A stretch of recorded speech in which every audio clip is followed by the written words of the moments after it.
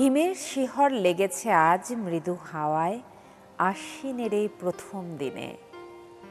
ভোরবেলাকার চাঁদের আলো মিলিয়ে আসে শ্বেত করবীর রঙে।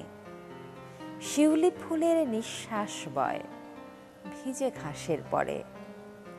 তপস্বিনী উষার পরা পুজোর চেলির গন্ধ যেন আশ্বিনের এই প্রথম দিনে।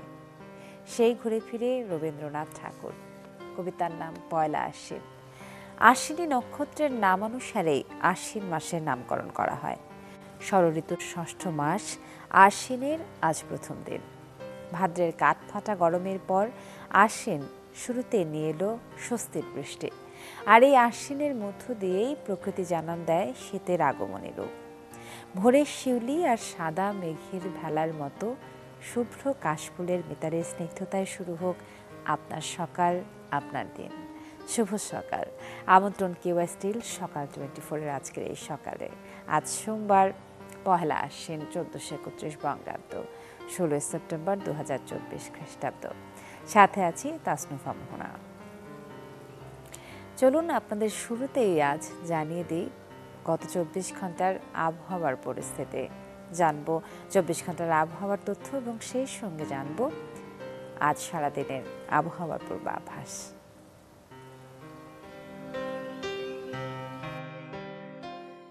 ঢাকায় গেল 24 ঘন্টায় সর্বোচ্চ তাপমাত্রা শনাক্ত হয়েছে 26.4 ডিগ্রি সেলসিয়াস, সর্বনিম্ন তাপমাত্রা ছিল 25 ডিগ্রি সেলসিয়াস।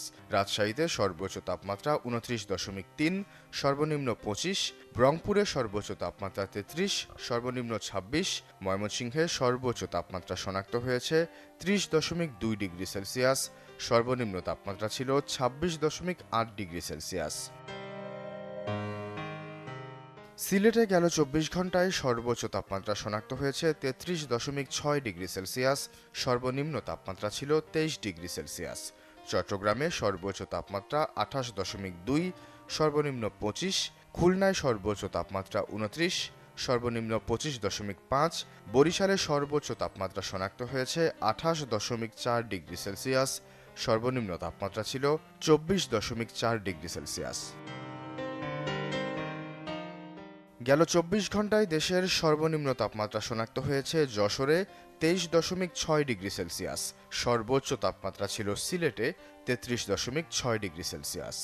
আজ রংপুর, রাজশাহী ও খুলনা বিভাগের অনেক জায়গায় এবং ঢাকা, ময়মনসিংহ, বরিশাল, চট্টগ্রাম ও সিলেট বিভাগের কিছু কিছু জায়গায় অস্থায়ীভাবে দমকা হাওয়াসহ হালকা থেকে মাঝারি ধরনের বৃষ্টি কিংবা বজ্রসহ বৃষ্টি হতে পারে। সেই সাথে দেশের কোথাও কোথাও মাঝারি ধরনের ভারী থেকে অতি ভারী বর্ষণও হতে পারে। আজ সারা দেশে দিন ও রাতের তাপমাত্রা 1 থেকে 3 ডিগ্রি সেলসিয়াস বৃদ্ধি পেতে পারে।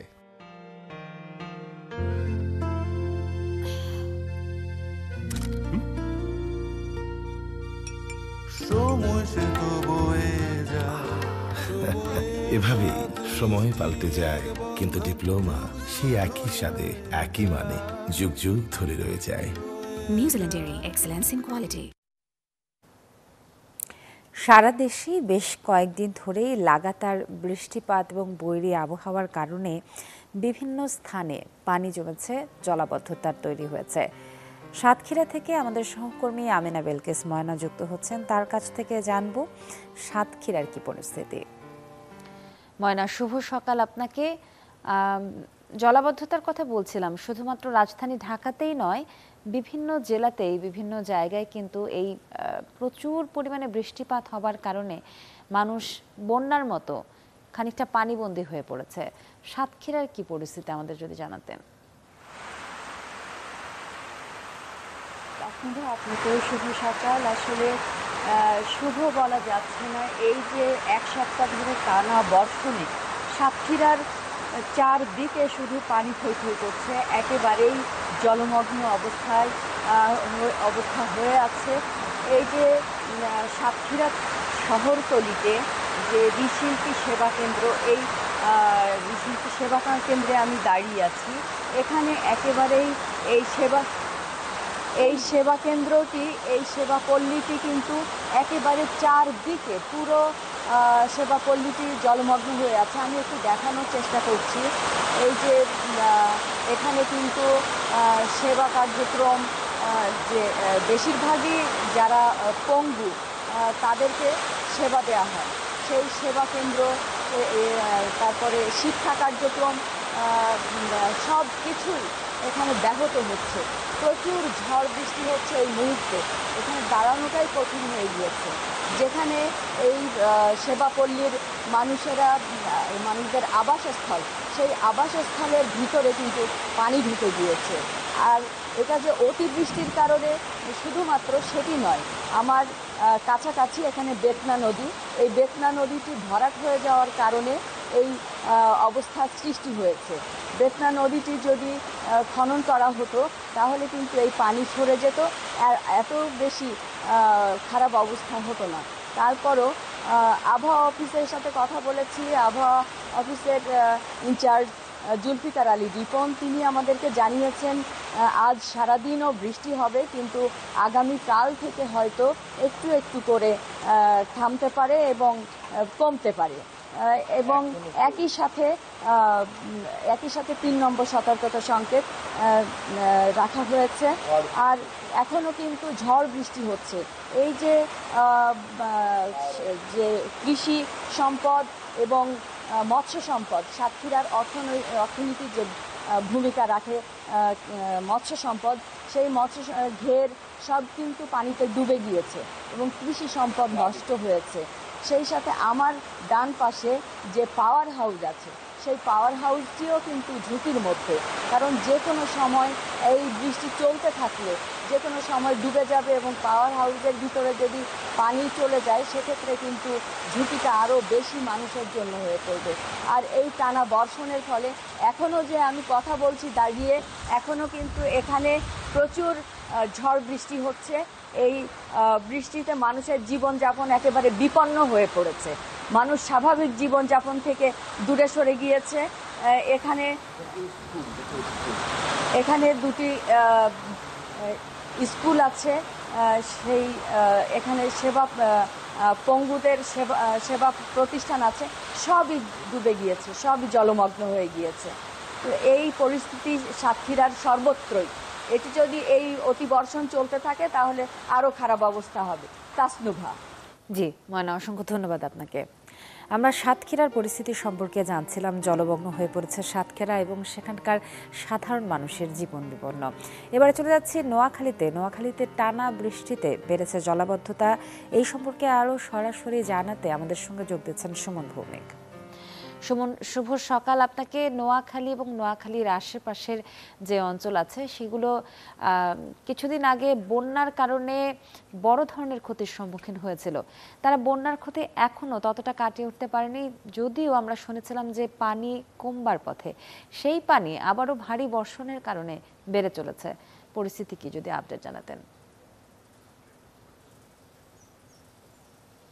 তাসনুভা, আসলে আমরা গত ১.৫ মাস ধরেই কিন্তু জানাচ্ছিলাম যে নোয়াখালী পানিবন্দী রয়েছে। এখানকার প্রায় ২১ লাখ মানুষ গত মাসের একেবারে শুরু থেকেই কিন্তু পানিবন্দী।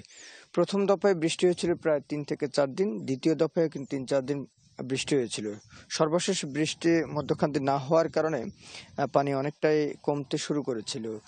কিন্তু গত শুক্রবার এবং শনিবার টানা যখন আবার বৃষ্টিপাত শুরু হয় তখনই কিন্তু পানিটা আরো বেড়ে যায়। ফলে হচ্ছে মানুষের মধ্যে যে দুর্ভোগ সৃষ্টি হয়েছে সে দুর্ভোগটা আরো স্থায়ী হচ্ছে। অর্থাৎ জলাবদ্ধতা বাড়ার কারণে কিন্তু পানি যেহেতু বেড়ে গেছে গত কয়েকদিনে, সেক্ষেত্রে এই পানি আবার নামতে অন্তত ১ মাসের মতো সময় লাগবে। আসলে বেশ কয়েকটি খাল রয়েছে নোয়াখালী, কিন্তু পুরোটাই কিন্তু বিভিন্ন জায়গায় খালের সঙ্গে যুক্ত, নোয়াখালী জেলার একদম আশপাশে সবগুলো। তারপরও পানি কিন্তু এত বেশি বেড়েছে যে পানিগুলো নামতে পারছে না। এর কারণ হচ্ছে দীর্ঘ সময় ধরে এই খালগুলো আসলে খনন করা হয়নি, পুনঃখনন করা হয়নি, কিংবা পরিষ্কার পরিচ্ছন্ন করা হয় না। পানির যে স্রোত, সেই স্রোতটা স্বাভাবিক না থাকার কারণেই কিন্তু পানিগুলো নদীর দিকে যে যাওয়ার কথা সেটি যেতে পারছে না। এবং শহর যে ৮টি পৌর শহর আছে, প্রত্যেকটি পৌর শহরে কিন্তু পর্যাপ্ত পরিমাণে ড্রেনেজ ব্যবস্থা না থাকার কারণে মূলত জলাবদ্ধতা স্থায়ী হচ্ছে, যেটি আসলে গত ৫০ বছরও এই অঞ্চলের মানুষ, নোয়াখালীর মানুষ কিন্তু এত পানি দেখেনি, যেটি গত ১.৫ মাস ধরে যে ভুগছে যে পানিতে, সেটি একদম জেলা শহরের আশপাশেও কিন্তু এখনো পর্যন্ত পানি রয়েছে। এবং এই যে পানি, এই পানিগুলোতে যে ময়লা আবর্জনা সেগুলোর কিন্তু দুর্গন্ধ ছড়াচ্ছে। এখন যেহেতু আজকে আবার বৃষ্টি না থাকার কারণে কিন্তু অনেক জায়গায় আমরা দেখেছি গতকালও ছিল না বৃষ্টি, ফলে হচ্ছে কয়েকটি জায়গায় যে উঁচু যে সড়কগুলো ছিল সেখান থেকে কিন্তু পানি নেমে গিয়েছে। তো মানুষের মধ্যে যে দুর্ভোগের মধ্যে সবচেয়ে বড় যে সমস্যাটা তৈরি হচ্ছে, যেসব কাঁচা ঘরগুলো রয়েছে যেগুলোর ভিটি কাঁচা ছিল, সেই ভিটিগুলো কিন্তু যখন পানি সরতে শুরু করেছিল মধ্যখানে, তখন কিন্তু ভিটিগুলো নষ্ট হয়ে গেছে। আমরা বিভিন্ন জায়গায় গিয়ে দেখেছি এখনো কিন্তু মানুষের বাড়িঘরের মধ্যে পানি থাকার কারণে রান্নার যে ব্যবস্থা সেটি কিন্তু অনেকের নাই, ফলে হচ্ছে তারা বিভিন্ন জনের ত্রাণের উপরে এখনো পর্যন্ত নির্ভর। তবে এই যে পানি, এই পানি আসলে আগামী 1 মাসও নামবে কিনা সেটি হচ্ছে এখন সন্দেহের বিষয়, এবং সেটি নিয়ে শঙ্কা প্রকাশ করছেন নোয়াখালীর কয়েক লাখ মানুষ। তাসনুবা, সুমন, ধন্যবাদ আপনাকে আমাদেরকে আপডেট জানাচ্ছিলেন আমাদেরকে সুমন ভৌমিক, এবং আমরা জানছিলাম নোয়াখালীর সার্বিক পরিস্থিতি। এবারে কেওয়া স্টিল সকাল 24 থেকে ছোট্ট একটি বিরতি, তারপর ফিরে এসে অন্যান্য আয়োজন।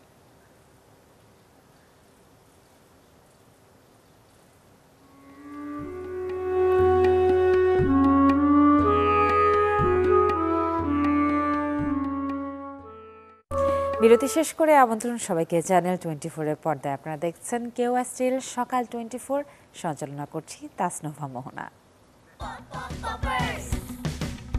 কর্ন, মিল্ক, কোকোনাট আর বাটারের দুর্দান্ত কম্বিনেশনে ইয়াম্মি ক্রাঞ্চি টেস্টের পপার। বেশি ফান নিয়ে এখন 25 গ্রামের বিগ ফান প্যাকে। প্রিয় দর্শক, এবারে আমরা চলে যাচ্ছি টাঙ্গাইলে। টাঙ্গাইল থেকে আমাদের সহকর্মী আমাদের সাথে যুক্ত হচ্ছেন। আমরা জানবো ডেঙ্গুর পরিস্থিতি, কারণ সারা দেশে ডেঙ্গুর পরিস্থিতি এখন ব্যাপক আকারে বাড়ছে এবং ভবিষ্যতে আরও বাড়ার সম্ভাবনা আছে। টাঙ্গাইল হসপিটালে কি অবস্থা সেটি জানাবেন আমাদেরকে মাসুদ রানা। মাসুদ রানা, শুভ সকাল জানাই আপনাকে। টাঙ্গাইল হাসপাতালে ডেঙ্গু রোগীর সংখ্যা কি বাড়লো কিনা, বা কি পরিস্থিতি, আরও বাড়বার আশঙ্কা আছে কিনা?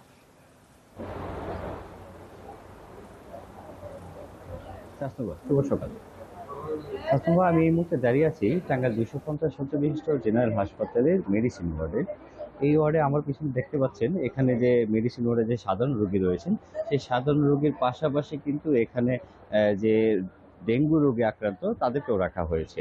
এবং টাঙ্গাইলের যে সার্বিক পরিস্থিতি যদি আপনাকে বলি, এই টাঙ্গাইলের সার্বিক পরিস্থিতি বলতে গত 1.5 মাস আগেও কিন্তু টাঙ্গাইলে বেশ কয়েকজন এই ডেঙ্গু আক্রান্ত রোগীর সংখ্যা ছিল, এবং গত কয়েক সপ্তাহের ব্যবধানে কিন্তু এখন পর্যন্ত সর্বশেষ আপডেট হলো 2 জন কিন্তু ডেঙ্গু রোগে আক্রান্ত যারা রয়েছেন তারা এই হাসপাতালে ভর্তি রয়েছেন। এবং এর আগে এই চলতি বছরে প্রায় 4 শতাধিক মানুষ কিন্তু এই ডেঙ্গু রোগে আক্রান্ত হয়, এবং ডেঙ্গু রোগে আক্রান্ত হওয়ার পরে এর অধিকাংশ মানুষই কিন্তু চিকিৎসা নিয়ে তারা সুস্থ হয়ে বাড়ি চলে গেছেন।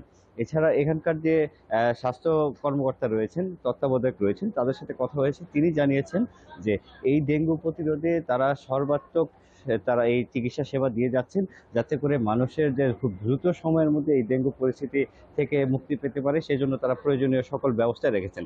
তবে এখানকার যে সাধারণ মানুষ রয়েছে, রোগী রয়েছে, তারা অভিযোগ করেছেন যে প্রতি বছরই কিন্তু ডেঙ্গুর একটি প্রকোপ দেখা দেয় এই টাঙ্গাইল জেলাতে। এবং এই যে ডেঙ্গুর প্রকোপের কারণে কিন্তু যে টাঙ্গাইল যে 250 শয্যা বিশিষ্ট জেনারেল হাসপাতাল, এই হাসপাতালের যে সাধারণ রোগী রয়েছে, এই অন্যান্য বিভিন্ন রোগের যে রোগী রয়েছে তাদের সাথেই কিন্তু এই ডেঙ্গু যে রোগী রয়েছে তাদের রাখা হয়। এবং এতে করে কিন্তু সাধারণ যে অন্যান্য রোগীরা রয়েছেন তারা কিন্তু আতঙ্কগ্রস্ত এবং ঝুঁকির মধ্যে থাকেন। কারণ এখানে অনেক রোগী কিন্তু এই যে ডেঙ্গু রোগীর জন্য যে নির্দিষ্ট জায়গা বা মশারি টানিয়ে যে তাদের থাকার ব্যবস্থা করা হয়, সেই অবস্থাতে তারা থাকেন না বলে কিন্তু সাধারণ যারা রোগী রয়েছেন তারা কিন্তু ঝুঁকিতে থাকেন বলে অভিযোগ করেছেন। এছাড়াও এইখানকার যে স্বাস্থ্য অধিদপ্তরের কর্মকর্তা রয়েছেন তাদের সাথে কথা হয়েছে, তারা জানিয়েছেন যে এই যে ডেঙ্গু রোগ থেকে মুক্তি পেতে হলে, ডেঙ্গুর যে প্রকোপ, সেই প্রকোপ থেকে বাঁচতে হলে সচেতনতা বৃদ্ধি করতে হবে, এবং সচেতনতা বৃদ্ধির মাধ্যমেই কিন্তু এই ডেঙ্গু রোগে কমিয়ে আনা সম্ভব বলে জানিয়েছেন এখানকার কর্মকর্তারা। তাসনুবা। মাসুদ, অসংখ্য ধন্যবাদ আপনাকে। আমরা টাঙ্গাইলে মাসুদ রানার সঙ্গে কথা বলছিলাম এবং সেখানকার হাসপাতালে ডেঙ্গুর কি পরিস্থিতি সেটা সম্পর্কে আপনাদেরকে জানাচ্ছিলাম। এবারে চলে যাচ্ছি পত্রিকার খবরগুলো দেখবার জন্য। আপনাদেরকে জানিয়ে দিচ্ছি জাতীয় দৈনিকগুলোতে কি কি সংবাদ শিরোনাম রয়েছে। সমকাল দিয়ে শুরু করি, চলুন। আজ পবিত্র ঈদে মিলাদুন্নবী। মহানবী হযরত মুহাম্মদ সাল্লাল্লাহু আলাইহি ওয়াসাল্লামের জন্ম এবং ওফাতের পূর্ণ স্মৃতিময় দিন আজ 570 খ্রিস্টাব্দের এই দিনে অর্থাৎ আরবি রবিউল আওয়াল মাসের 12 তারিখে তার জন্ম হয় এবং এই দিনটি সারা বিশ্বের মুসলিমরা আনন্দের সঙ্গে পালন করে থাকে। অর্থনৈতিক সংস্কারের পাশে থাকতে চায় যুক্তরাষ্ট্র। মার্কিন প্রতিনিধি দলের ব্যস্ত সময় প্রধান উপদেষ্টা, পররাষ্ট্র উপদেষ্টা, অর্থ বাণিজ্য উপদেষ্টা, বাংলাদেশ ব্যাংকের গভর্নর ও পররাষ্ট্র সচিবের সঙ্গে সাক্ষাৎ। শরতে টানা বৃষ্টিতে বিপর্যস্ত দেশ, লঞ্চ চলাচল বন্ধ, বিদ্যুৎহীন বহু এলাকা, আরও এক জেলের লাশ উদ্ধার, নিখোঁজ শতাধিক, তলিয়েছে নিম্নাঞ্চল, মাছ ফসলের ক্ষতি। 81% মানুষ চায় এই সরকার থাকুক যতদিন প্রয়োজন, ব্র্যাক বিশ্ববিদ্যালয়ের জরিপ। শিক্ষা প্রতিষ্ঠানে ছাত্র রাজনীতি নিষিদ্ধের পক্ষে 81% এবং নির্বাচন কমিশন গঠন হবে অনুসন্ধান কমিটির মাধ্যমে, বলছেন বদিউল আলম মজুমদার। এবারে পড়ছি দৈনিক প্রথম আলো। কর বিভাগের তদন্ত, এস আলমের গৃহকর্মীর ব্যাংক হিসাবে কোটি টাকা। এস আলমের গৃহকর্মী মর্জিনা আক্তারের নামে ইসলামী ব্যাংকে 1 কোটি টাকার স্থায়ী আমানতের সন্ধান পাওয়া গেছে। পাচারের অর্থ ফেরত আনা যাবে, তবে প্রক্রিয়া জটিল, বিশেষ সাক্ষাৎকারে বলছেন ডক্টর ইফতেখারুজ্জামান।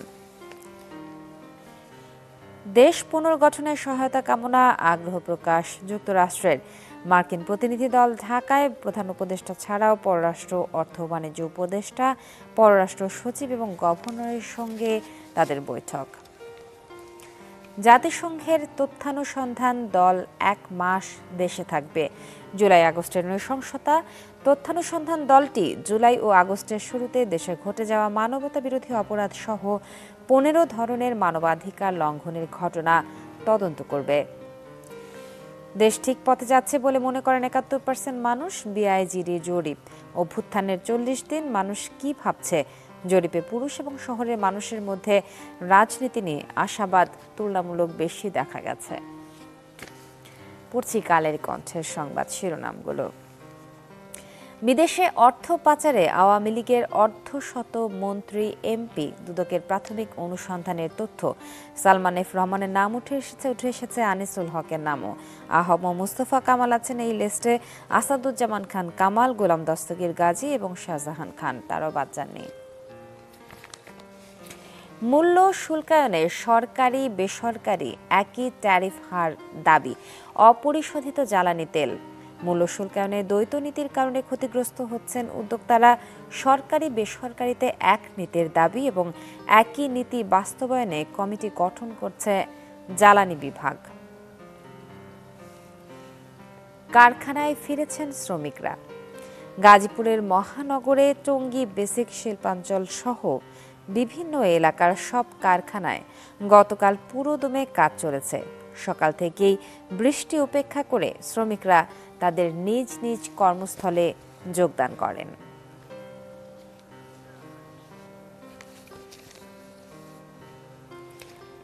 বাংলাদেশি ও রোহিঙ্গা অনুপ্রবেশ ঝাড়খণ্ডের জন্য বড় হুমকি, বললেন ভারতের প্রধানমন্ত্রী নরেন্দ্র মোদী।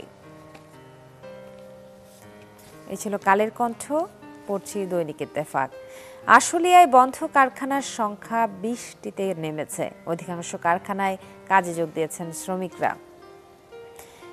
$20 কোটি বেশি সহায়তা দিচ্ছে যুক্তরাষ্ট্র এবং নিম্নচাপের প্রভাবে দেশ জুড়ে টানা বর্ষণ কমতে পারে কাল। জল ও যানজটে বিপাকে রাজধানীবাসী। একই সঙ্গে আরেকটি গুরুত্বপূর্ণ শিরোনাম পড়ে দিচ্ছি।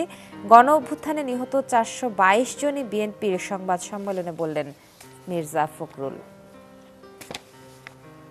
এবং সবশেষে বণিক বার্তা। শিক্ষক পালিয়ে গেলেন, ছাত্ররা নিলেন দায়িত্ব। $150 কোটি দেবে এডিবি, বিশ্বব্যাংক 100 এবং যুক্তরাষ্ট্র 20 কোটি। ছাত্র জনতার আন্দোলন, এখনও মেলেনি সোহরাওয়ার্দী হাসপাতালের মরদেহের হিসাব। জুলাই আগস্টের গণহত্যায় বিএনপির 422 জন নিহত, বললেন মির্জা ফখরুল। এই ছিল আজকের সংবাদ শিরোনাম। এবারে অন্য আয়োজন। ঘরের কোণে বা অফিসের ডেস্কে প্রকৃতির ছোঁয়া পেতে বাড়ছে অর্নামেন্টাল ট্রি বা অলংকারিক গাছের জনপ্রিয়তা। তবে শুধু শোভাবর্ধনই নয়, অক্সিজেনের মাত্রা বাড়াতে এসব গাছের ভূমিকা আছে বলে জানাচ্ছেন বিশেষজ্ঞরা। দেশি বিদেশি এমন 150-র বেশি ইনডোর ভ্যারাইটির 4000-এরও বেশি গাছ নিয়ে ছাদে বাগান গড়েছেন নারায়ণগঞ্জের এক দম্পতি। জানান, অর্নামেন্টাল গাছের আবাদ প্রসারে তাদের এই উদ্যোগ। চলুন দেখে আসি এবারে এ নিয়ে একটি প্রতিবেদন। ছাদ জুড়ে শোভা পাচ্ছে অ্যাডেনিয়াম, ফিলোডেন্ড্রাম, সেন্সিভেরিয়া, কাটামুকুট, ক্যাকটাস সহ প্রায় 4000-এরও বেশি অলংকারিক গাছ। আরও আছে বিরল প্রজাতির দেশীয় ফুল গাছ শিমুল, পলাশ, অঞ্জন, তালকুবরা, গুস্তেভিয়া, উদল, সোনালু আর মহুয়া। নারায়ণগঞ্জ শহরের মাজদাইট পতেঙ্গামোড় এলাকায় 7তলা ভবনের প্রায় 4200 বর্গফুট ছাদে অর্নামেন্টাল ট্রি বা অলংকারিক গাছের এই নজরকাড়া বাগান করেছেন জামাল উদ্দিন ও ইভা আক্তার দম্পতি। 4 বছর আগে 8টি গাছ দিয়ে বারান্দায় বাগান শুরু করেন। এখন তাদের সংগ্রহে ইনডোর ভ্যারাইটি আছে 150-র বেশি। নর্মাল ভিলিটারের যেটা, সেটার মধ্যে ওরা টিস্যু কালচার করে এই যে ভেরিগেশনগুলো আনে। তো এই ভেরিগেশন প্ল্যান্টগুলোকে মানে গ্রো করা বা বাংলাদেশের ওয়েদারে এনে সেট করা, এগুলোর ক্ষেত্রে যেরকম একদম একটা সন্তান যেভাবে লালন পালন করে, আমি সেইভাবে কাজ করে সেইভাবে আমি আর আমার হাজব্যান্ড আস্তে আস্তে যেরকম আগালাম। ওই দেশের তুলনায় এই দেশের তো আবহাওয়া ভালো, এই দেশে ফল ফলাদি বা কৃষিকাজ সব কিছুতে ভালো হয়। তো আমার চেষ্টা ছিল যে ওই দেশে যেহেতু হচ্ছে এই দেশেও হবে, এবং এই দেশে হওয়ানোর জন্যই আমি আসলে নিয়ে আসছি, এবং এই দেশে অ্যাভেলেবেল করার আমার চেষ্টা। এগুলো কাঠগোলাপ, সেন্সিভেরিয়া এগুলি আমার প্রিয় গাছ। গাছের এই রাজ্য দেখতে ভিড় করেন এলাকার অনেকেই, কেউ নেন পরামর্শ। অনেক চারা দিয়ে হেল্প করে সবাইকেই, এলাকাবাসী যারাই আমরা আসি মোটামুটি একটা বিনোদনের জায়গাও, মানে ঘুরতে আসলে এইসব জায়গাগুলো ভালো লাগে। বারান্দায় আমরাও কিছু করছি, 3টা বারান্দা, 3টাই আমি গাছ লাগাইছি, আমার ভাগ্নেও লাগাইছে। পরিচর্যা ও পরামর্শ সহ যে কোনো প্রয়োজনে পাশে থাকার আশ্বাস জেলা কৃষি কর্মকর্তার। এইটা সংক্রান্ত কোনো রোগবালাই পোকামাকড় যদি কোনো সমস্যা দেখা দেয় বা আরও অন্যান্য পরামর্শের প্রয়োজন হয়, তাহলে আমাদের উপজেলার কৃষি অফিসের সংশ্লিষ্ট উপসহকারী কৃষি কর্মকর্তা এই বিষয়ে পরামর্শ সেবা প্রদান করবেন। শুধু শোভা বাড়াতে নয়, ঘরের অক্সিজেনের মাত্রা বাড়াতে এসব গাছের ভূমিকা আছে বলে দাবি সংশ্লিষ্টদের। আহসান সাদিক, চ্যানেল 24, নারায়ণগঞ্জ। নানা রকমের গাছপালা এবং ফুল ফলাদির খবর শুনে আবারও কিন্তু ঘুরে ফিরে সেই শুরুর দিকে ফিরে যেতে হয়। সেই আশ্বিনের কথা মাথায় চলে আসে কাশফুল, শিউলি ফুলের কথা। সেই সঙ্গে সারা দেশের সার্বিক পরিস্থিতির কথাও আমরা জানছিলাম। টাঙ্গাইলের ডেঙ্গু পরিস্থিতির খবরাখবর জানাচ্ছিলাম, নোয়াখালীতে জলাবদ্ধতার কারণে মানুষের জীবন বিপন্ন সেটাও জানাচ্ছিলাম, এবং সব থেকে যে বিষয়টি আজকে প্রাধান্য পেয়েছে সেটি হচ্ছে আজ পবিত্র ঈদে মিলাদুন্নবী। সারা বিশ্বের সর্বশেষ এবং সর্বশ্রেষ্ঠ নবী হযরত মুহাম্মদ সাল্লাল্লাহু আলাইহি ওয়াসাল্লামের জন্মদিন পালন করা হয় আজকের এই দিনটিতে, 12ই রবিউল আউয়াল। মুসলিম ধর্মাবলম্বী সকলকে শুভেচ্ছা জানিয়ে শেষ করছি আজকের কেওয়াই স্টিল সকাল 24। শুভ সকাল আরও একবার।